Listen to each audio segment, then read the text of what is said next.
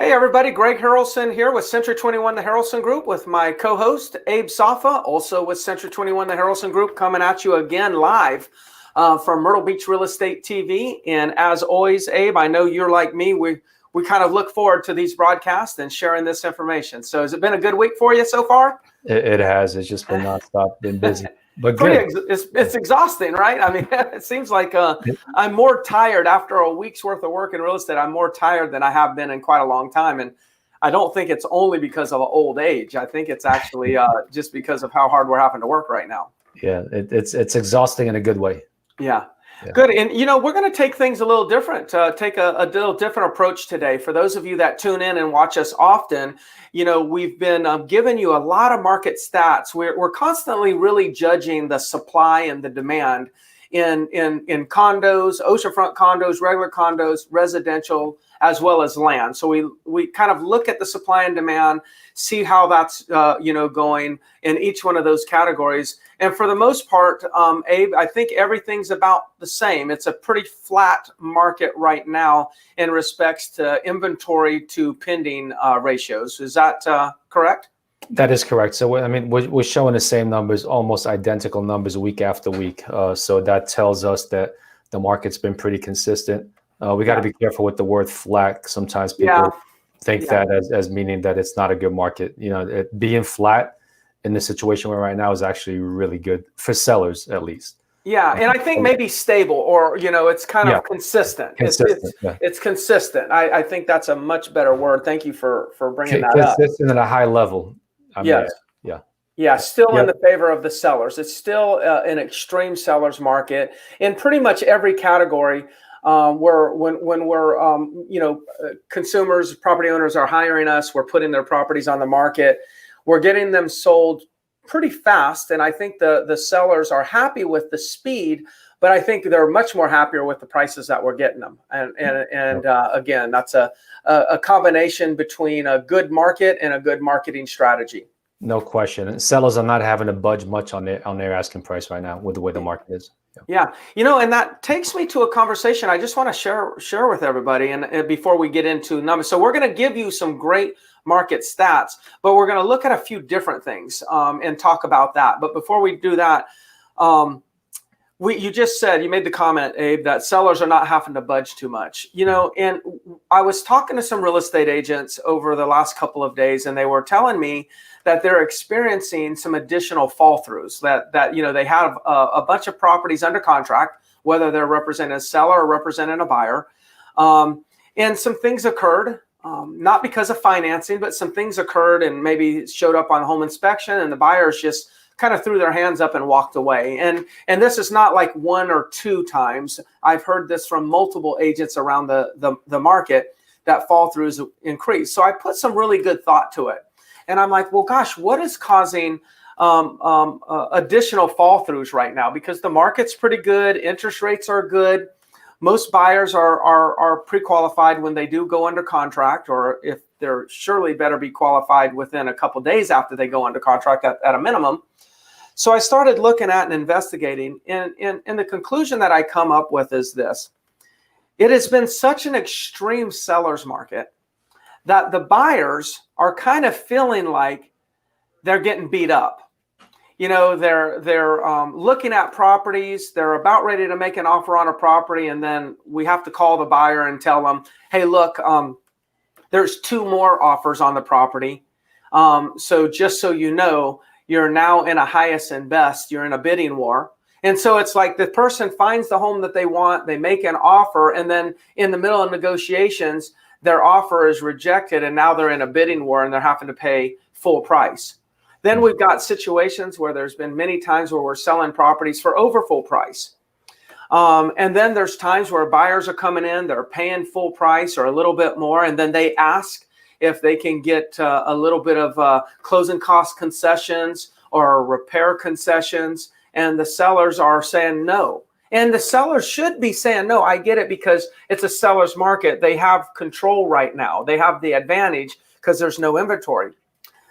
But the buyer's hearing no, and then they're hearing no again, and they're hearing no again and no again to every single request that they make. But they still go forward and they ratify the contract. And then the home inspection comes up. Now, well, let's just say, yeah, the home inspection comes up. And then all of a sudden they see all kinds of things on this home inspection. Some of the things are required by the contract to be repaired, but a lot of the home inspection report will be things that are not required to be repaired based on the contract. And then all of a sudden that's presented to the seller, and the seller says, I'm not fixing anything. Again, the seller has the leverage. They have the advantage over the buyer, so they can kind of push their weight around. Well, what we're starting to see right now is there's a few buyers that are saying, you know what? I never wanted to pay full price, and I paid full price. Yeah. I didn't want to pay over full price, but I was agreeing to that. I didn't put any closing costs. As a matter of fact, I even agreed to pay the attorney's fee for the seller. And now I've got a home inspection, and the home inspector tells me these things need to be fixed, and I just make a simple request, and the seller and the other agent says no. The level of frustration that the buyers are experiencing when this is going on is causing some of them to actually back out of the contract. Mm-hmm. So, you know, it's important, and I know, Abe, you are just an absolute star at negotiations.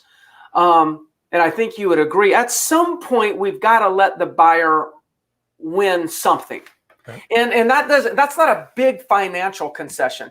But at some point, we got to find a way to say yes to the buyer at some level. And it's not about how much does that yes cost the seller. It's a matter of how important that one yes is at some stage in the transaction in order to keep the deal moving forward all the way to the closing table.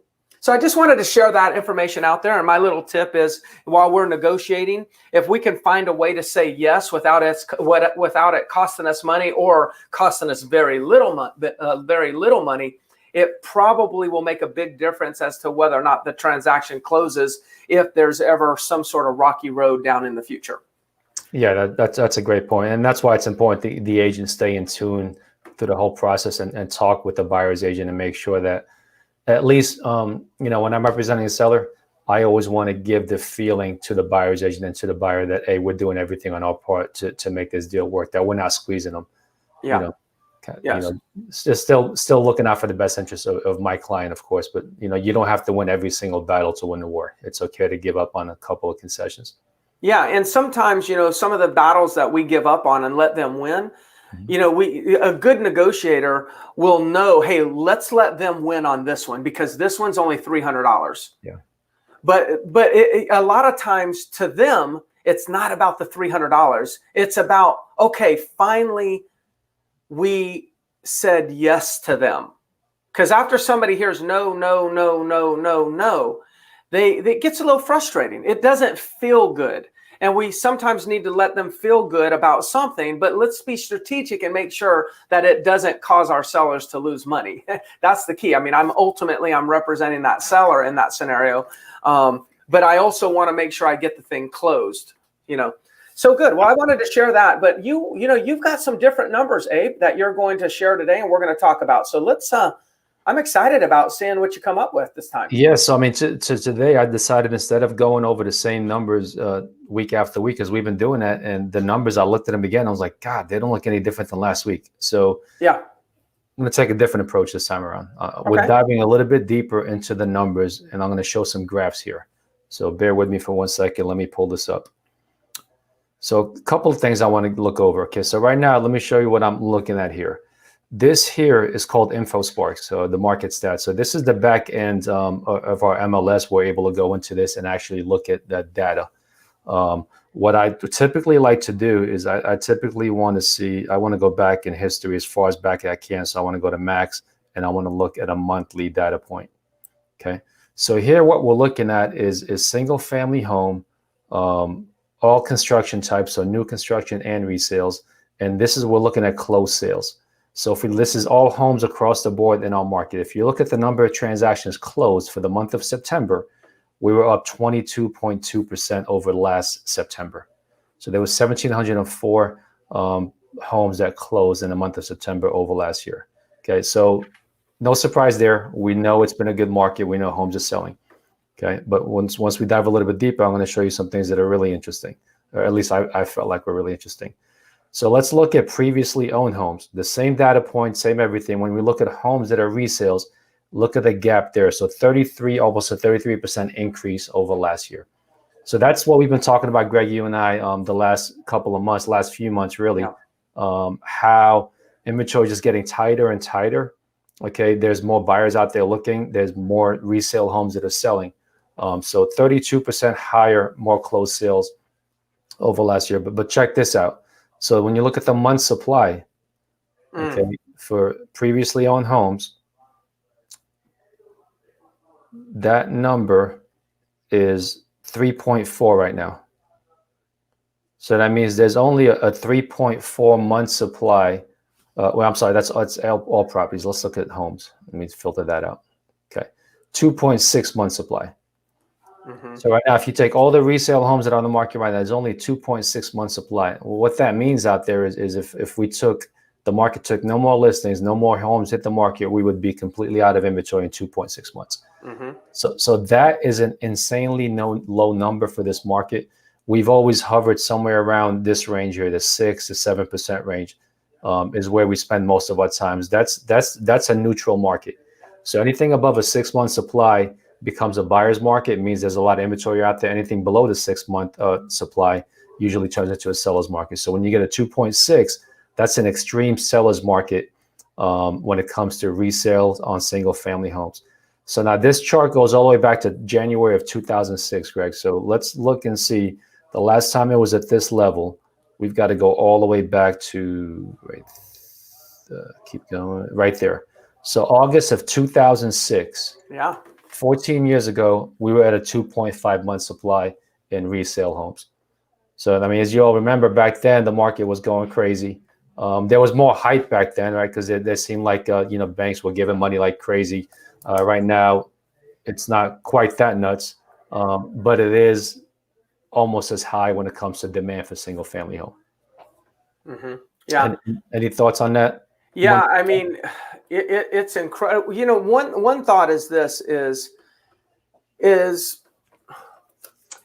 there are people, Abe, that we talk to that say, well, because if you look at it, we've been a seller's market. If you could put your cursor back over there between 2017 and 2018. Yeah, I'm looking for, when it dipped under 6.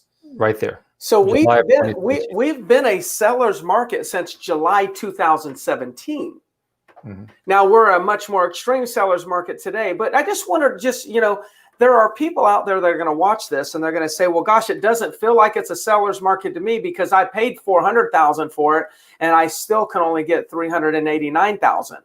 Well, I understand that, but so if we go back to 2007, where somebody may have paid a very high price, and you had it, and the prices went up, the prices went down, up and down and down and down and down. But what we're saying is since 2017, at some point, July, your property's value has been going up because the competition has been going down. Now, most people will judge it, whether the market's good or bad, based on their original purchase price and compare to what that is today. So there are still people in the marketplace that may have paid a little bit more for their property than what they can sell it for today. But that doesn't mean it's not a seller's market.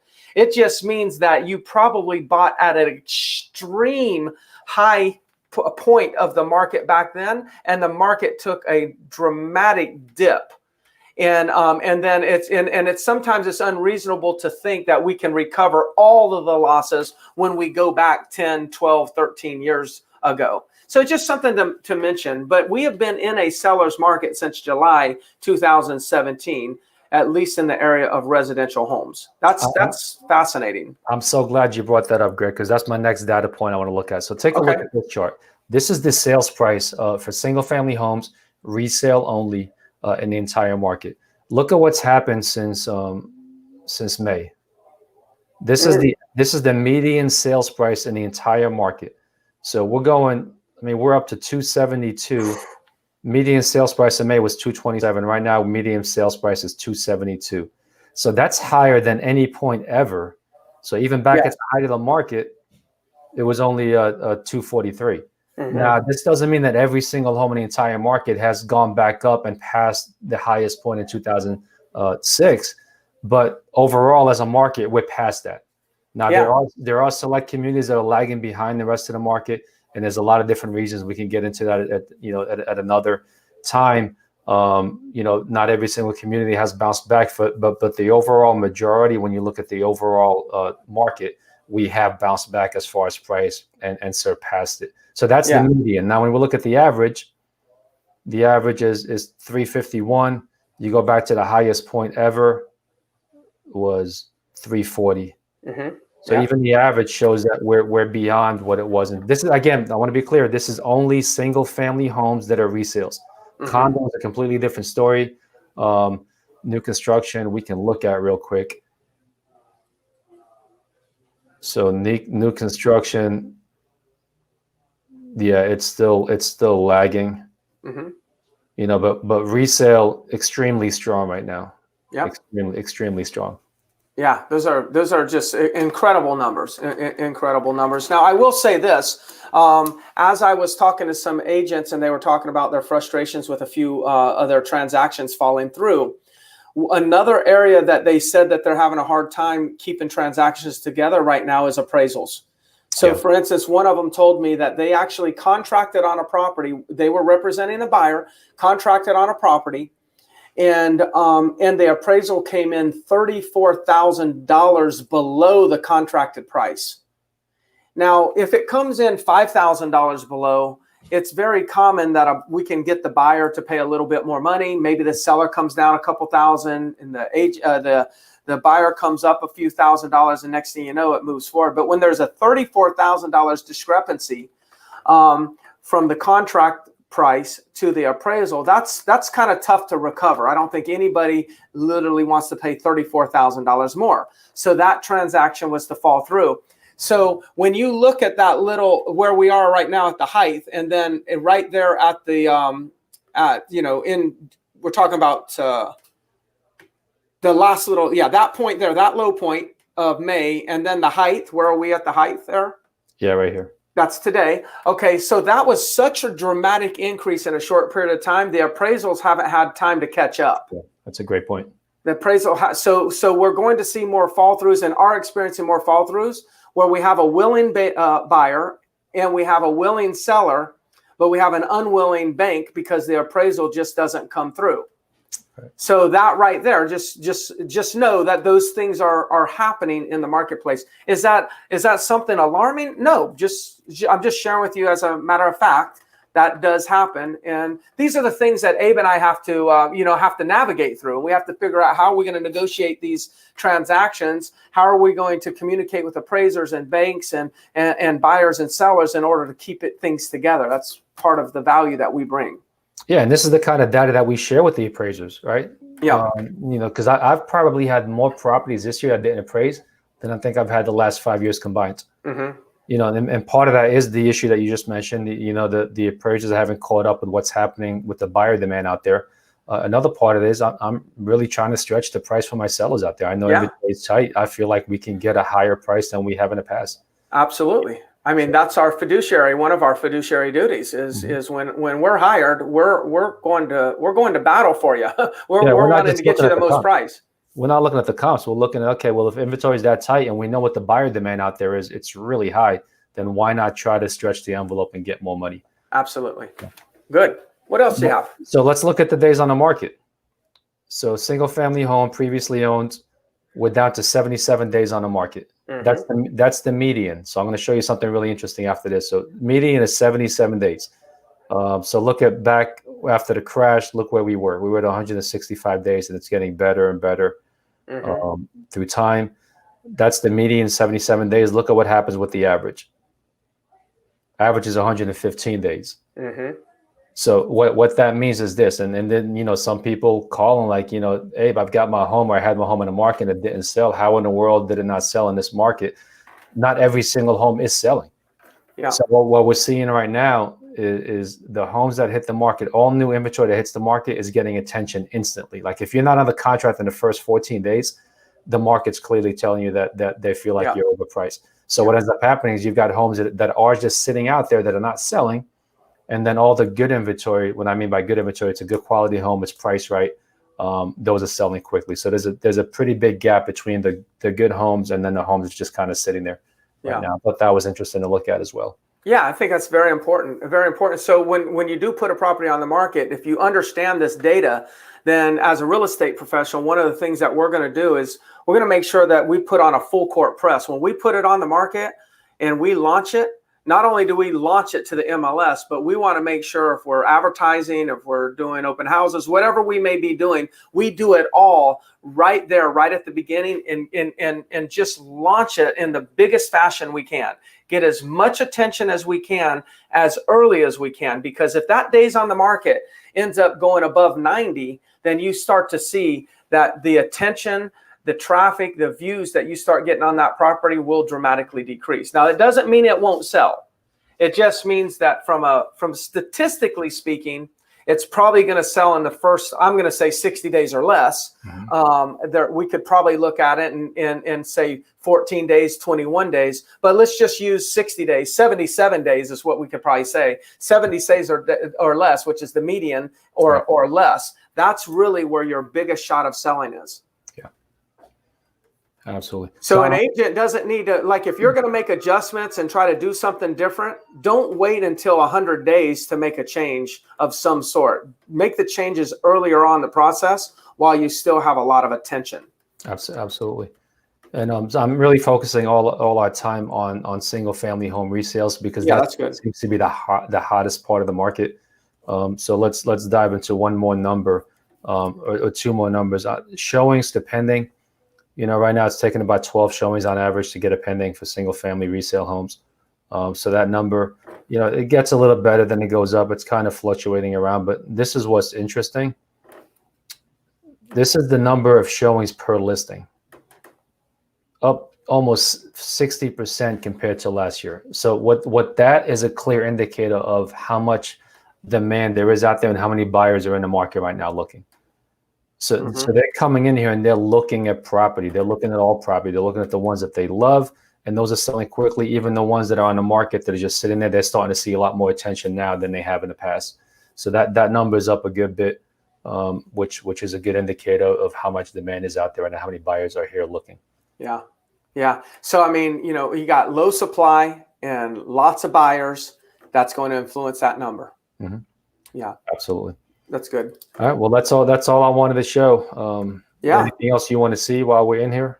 No, I think that's quite a bit. Hopefully, those of you that are watching, not only do you appreciate the data, but hopefully you appreciate the interpretation of the data, because I think that's what we're really wanting to do. I mean, anybody can bring you charts. Anybody can bring you information. You can go to Google and get information. But the challenge is the interpretation of that information, making sure you understand what's the relevance of that information to maybe things that you're looking to accomplish. So hopefully your confidence is building within Abe and I, and you're believing, if you do need anything, that we could be a good resource for you. So reach out to us. It's Greg Harrelson, and of course, Abe Safa. You've got our numbers right there on the screen. Abe, thank you again for the great information, the great charts, and we'll continue this next week. My pleasure. Thank you guys for watching. Bye-bye, everybody.